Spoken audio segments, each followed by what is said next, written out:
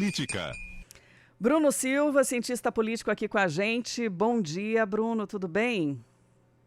Olá, muito bom dia, Sandra. Bom dia a todos os nossos queridos ouvintes aqui do CBN Campinas. Tudo certo e por aí? Animada a política, né? Aqui tá tudo bem animado, Bruno. Inclusive, queria compartilhar com você a respeito da operação do Ministério Público aqui de Campinas, trazendo à tona um possível esquema de infiltração do PCC em órgãos públicos, ampliando a gravidade das investigações por aqui, porque 3 pessoas foram presas hoje, um chefe ou ex-chefe de investigadores da Polícia Civil, um ex-estagiário do próprio Ministério Público, ex-policial civil. E aí, segundo o GAECO, o grupo é suspeito de envolvimento em vazamento de informações sigilosas, extorsões e até ligação com um plano para matar um promotor que atuava contra o crime organizado. As investigações estão indicando que o então estagiário teria usado o acesso a sistemas internos do Ministério Público para identificar investigados com alto poder financeiro e, assim, cobrar dinheiro em troca de suposta proteção. Já o ex-policial civil, suspeito de ter se encontrado com um dos envolvidos no planejamento do atentado ao promotor, levantou a hipótese de repasse de informações privilegiadas. Essa operação é um desdobramento de investigações iniciadas em 2025 e reforça a suspeita de atuação da facção criminosa dentro de estruturas do Estado, algo gravíssimo, né, Bruno? Algo muito grave, Sandra. Infelizmente, nós sabemos, né, que a organização criminosa ela tem os seus tentáculos em muitas, vamos por assim, muitas atividades, né? A gente viu recentemente até em virtude das operações, como foi o caso da Carbono 14, chegou na Faria Lima, o quanto isso tem ligações, por exemplo, com a questão dos combustíveis, mas nós sabemos também que a organização criminosa tem os seus tentáculos junto ao poder público, né? Já vimos vários casos envolvendo, por exemplo, questão de manipulação ou de empresas de fachada que prestam serviço ao município, empresas de coleta de lixo, questão de empresas também de ônibus ligadas, e agora essa denúncia que se torna essa investigação, portanto, é uma denúncia que já vinha sendo apurada, e que nesse desdobramento da investigação chega, portanto, a personagens dentro do próprio sistema de justiça, considerando a dimensão do Ministério Público como um todo. Então não é grave, é o que você disse, Sandra.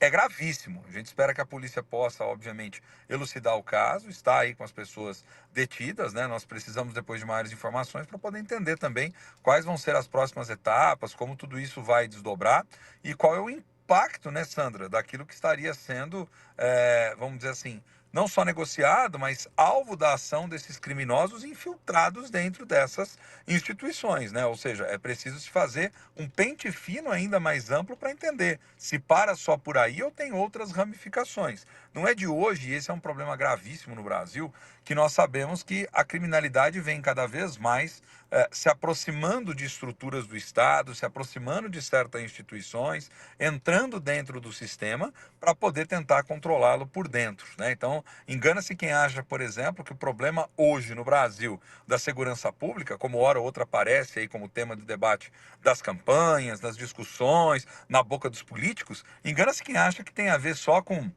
tráfico de drogas, controle de comunidades, né? Disputa por territórios em regiões que são regiões mais marginalizadas, infelizmente, da sociedade brasileira, áreas periféricas. Não é não. Hoje em dia, infelizmente, o crime organizado ele está presente dentro do sistema político, ele está presente muitas das vezes na lógica que financia campanhas e que tem os seus testas de ferro também a partir dessa face da política e como a gente está percebendo, a partir da nossa realidade, do nosso quintal, presente até mesmo em estruturas que são estruturas que têm uma lógica de entrada bem rígida, que são as estruturas, por exemplo, do judiciário, né? Concursos públicos, processos ali que são mais complexos, mas que ainda assim conseguem estender o seu domínio, né? Então é muito grave isso tudo. A gente espera que internamente também as corregedorias possam fazer as suas análises, investigações, pente fino, mas esse caso é tema de polícia já, né, ô Sandra? E aí a gente vai precisar entender até onde vai essa ramificação toda. Tá puxando ali, né, o fio do nó e aí Exato. vai descobrindo, né, do rolo aí que pode se estender para outras esferas, inclusive, né, Bruno?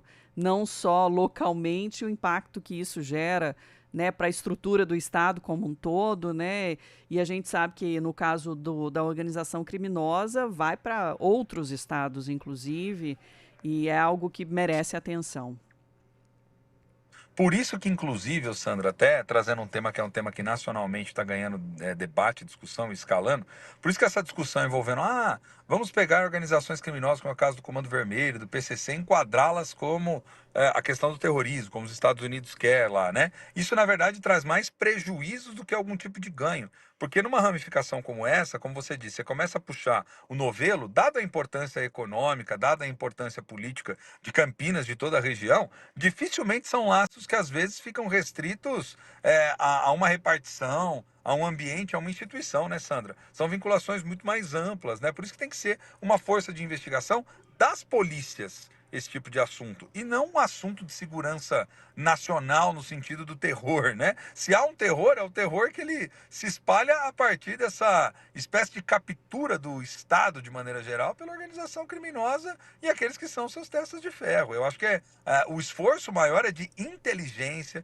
de desmantelamento, de levantamento de informações e estabelecimento das redes de conexões com vistas a quais objetivos estão, porque a gente tem até agora essa informação, mas a gente não sabe ao certo até onde vai e nem quais são todos os objetivos, né, Sandra? É algo que a investigação vai ter que ir mostrando agora com o passar do tempo. É. Bruno, outro assunto também que ainda gera aí um certo esclarecimento necessário, né? Ontem a gente falou aqui da divulgação de novos trechos de vídeos gravados na empresa Smile Turismo, aquela que faz parte do processo de licitação do transporte público aqui de Campinas, chegou a movimentar o pequeno expediente na Câmara ontem. O vereador Gustavo Peta chegou a protocolar um requerimento para convocar o presidente da INDEC, o Vinícius Riveretti, e o secretário de Transporte, Fernando de Caires, a prestarem esclarecimento sobre o caso. Mas aí a informação é de que o pedido foi retirado depois. Chegou inclusive gravar com a CBN sobre, né, a gente pegou inclusive da fala dele desse pequeno expediente. E aí só para trazer o contexto, né, para quem não nos acompanhou ontem. Um dos vídeos mostra o ex-diretor da INDEC, o Ricardo Gessiuscas, em visita à empresa dias após o leilão do transporte coletivo. Ele foi exonerado. A INDEC abriu investigação interna para apurar a conduta, afirmou que a visita não teve o caráter institucional e que o ex-diretor não integrava a comissão de licitação. A Smile Turismo diz que os vídeos foram obtidos de forma ilegal, fora de um contexto, negando qualquer irregularidade no processo.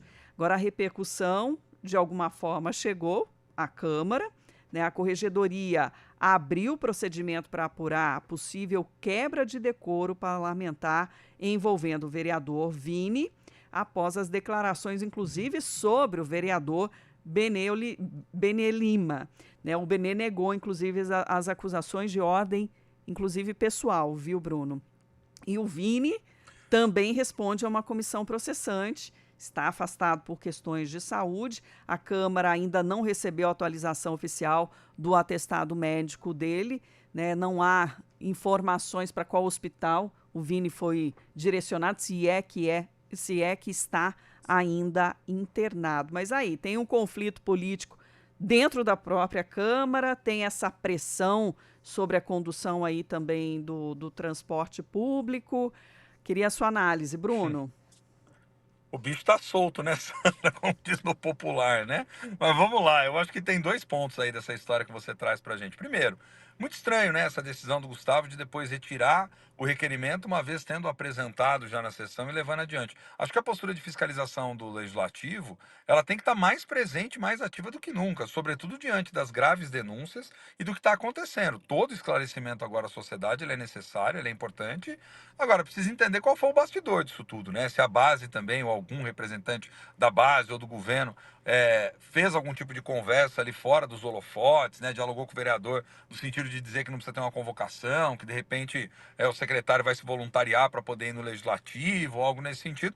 Cenas dos próximos capítulos que nós vamos ver. Agora, ficar sem fiscalizar ou por simplesmente jogar panos quentes, ou se sentir intimidado para não trazer o secretário, é algo que merece explicações para a gente entender o que realmente aconteceu para motivar esse não sequenciamento do pedido de requerimento, que é um ato de praxe do Poder Legislativo, ainda mais diante de tudo isso que está acontecendo. As pessoas responsáveis precisam dar suas versões sobre os fatos, ora bolas, ou senão, para que existe o Legislativo, se não para cumprir uma função primordial, que é fiscalizar, e algo que tem a ver diretamente com o nosso interesse, diante de graves denúncias e que pode ter tido a ingerência, inclusive, dos próprios atores políticos. Então, esse eu acho que é um primeiro ponto. E o segundo ponto fundamental, né, ô Sandra? O Vini, a cada vez também que não dá algum tipo de informação, não apresenta algum tipo de versão, ou não se manifesta através de sua assessoria ou algo nesse sentido, vai dando margem cada vez mais para que a gente especule não só sobre essa situação, está, não está internado, está bem, não está, onde está, afinal de contas, Vini? Né? O que está acontecendo efetivamente? Abre margem não só para isso, mas também sai atrás no sentido da gente poder entender a veracidade dos fatos, né? Uma postura que fica um tanto quanto estranho. Se estiver realmente mal de saúde, portanto, que se comunique através da sua assessoria, divulgue, fala, olha, estou em cuidados médicos assim, assado, por tanto tempo é estimativa, enfim, volto às minhas atividades ou não. Representantes políticos, Sandra, não podem, sob hipótese alguma, se dar ao luxo do anonimato, ainda mais diante de uma condição onde todos os dedos estão apontados para o problema em que estão ali diretamente envolvidos. Tem que prestar esclarecimentos. E aí, só para esclarecer, né, essa retirada aí do requerimento, né, que foi falado no pequeno expediente, a Câmara informou que houve um acordo. Então, para que o Olha Riverete aí. e o secretário fossem prestar esclarecimentos no dia 16 de junho, às 3 horas da tarde. Então, não precisou ali do requerimento, mas tem É esse isso. convite. Aí tudo bem. Aí tudo bem, que é isso que eu acabava de falar. A não sei que teve um bastidor aí que negociou, falou, ó, não vamos conduzir o secretário na força da lei, vamos dizer assim. Faça um convite, o secretário vai de bom grado, retire isso daí e vamos que vamos. Até para não transparecer, né, Sandra, para a sociedade, de que aqueles que são as figuras do executivo diretamente envolvidas na história toda do transporte, enfim, dos casos como um todo, ENDEC, por aí vai, estão se eximindo da sua responsabilidade pública, né? Então é isso. Se foi por aí, ok. Agora vamos ver como vai ser no Legislativo no próximo dia 16, né, Sandra?